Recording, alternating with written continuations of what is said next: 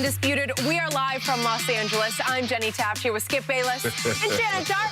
Good morning. Good morning. What's so funny? What's always so funny? I'm gonna write a book about you. Really? Yeah, I'm gonna write a book about you. I was just thinking the same thing about you. I was gonna write a tell-all book about what really goes on behind the scenes of Undisputed.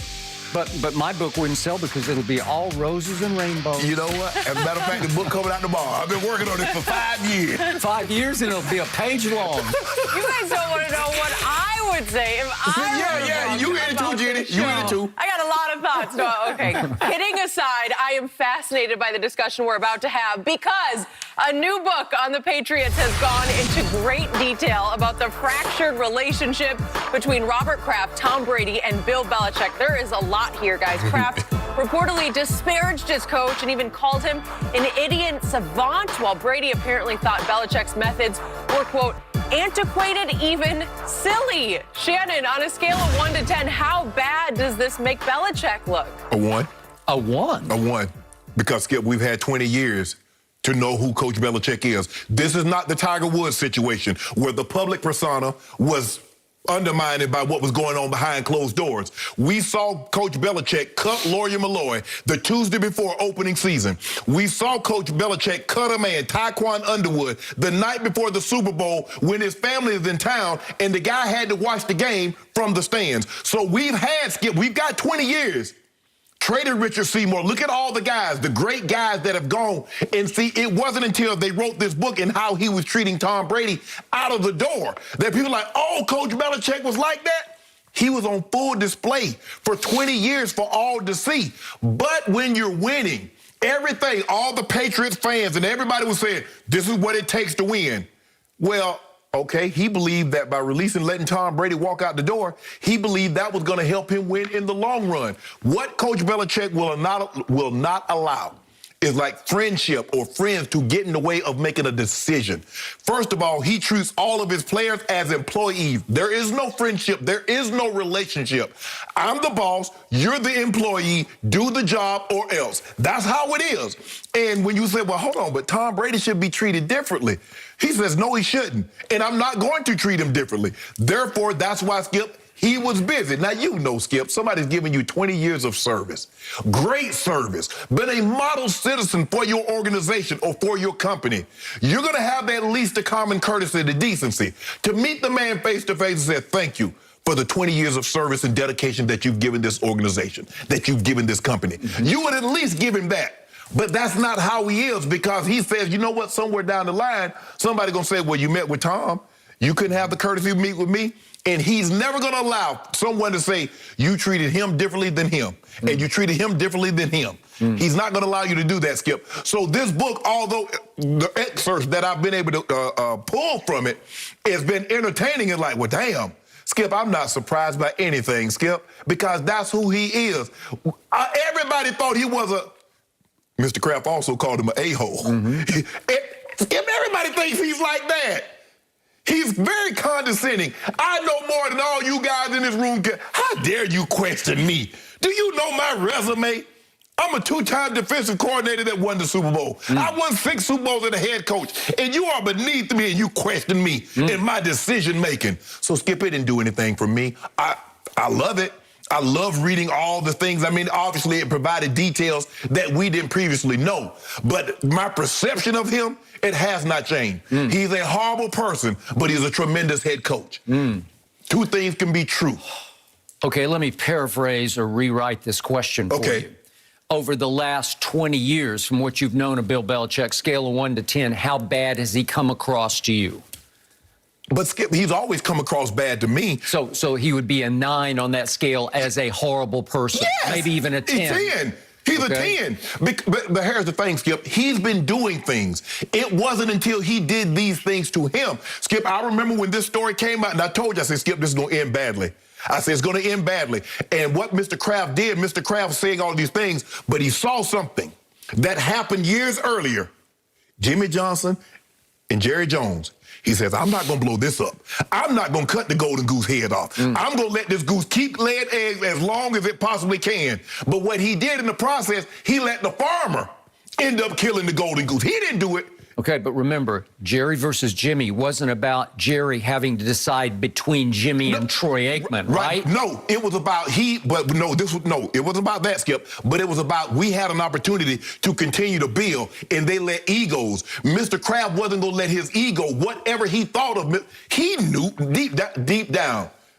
Mr. Kraft is a really good man. He's a devout man. Ask him what he really, really, truly thinks of Coach Belichick. And if you say this is the only way you're going to get to the pearly gates, I guarantee you it'll be a different perception and all that huggy stuff that they have on the platform getting that Lombardi. Okay, I got it. My turn.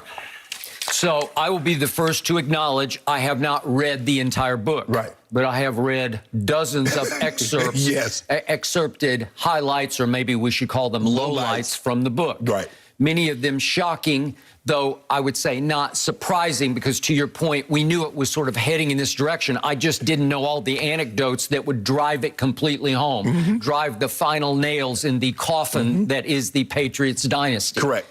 So in the end, my final big picture takeaway is that Tom Brady in this book is coming across as the all-time hero, and Bill Belichick as a head coach in the National Football League is coming across in this book as the all-time villain / scoundrel. That's what you called him, Okay, Skip. You've been calling him that. I've always said he's got some scoundrel in him.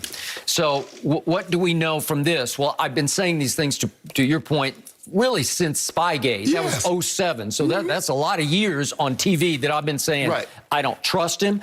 I disqualify him as the GOAT coach, because now we even get more anecdotes, one from Mike Martz about how angry he was because he believed heart and soul that Belichick commissioned having his walkthrough videotape the night before that first Super Bowl. And then the second Super Bowl, we got all of it from Carolina. That's not in the book. Marty Herney has said on public, and he had a radio show where he talked about they were convinced that Belichick videotaped their walkthrough the evening before the Super Bowl. That was their second Super Bowl that they won against Carolina. Scoundrel. Then we had another anecdote in here in which your coach, Mike Shanahan, tried to defend him through the Spygate saga to Roger Goodell, saying, hey, everybody tries to do this. Bill's just the best at it.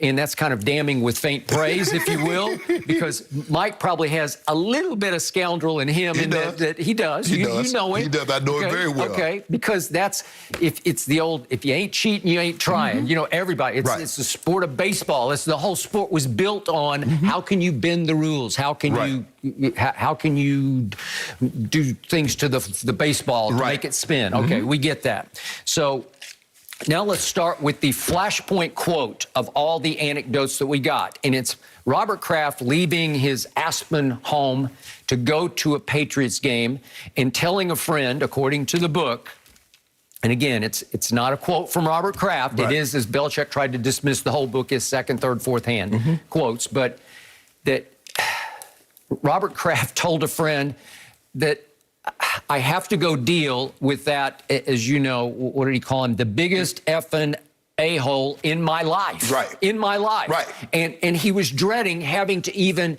have to be in the same space with Bill Belichick because he did not enjoy him as a head coach. Because they're so different people.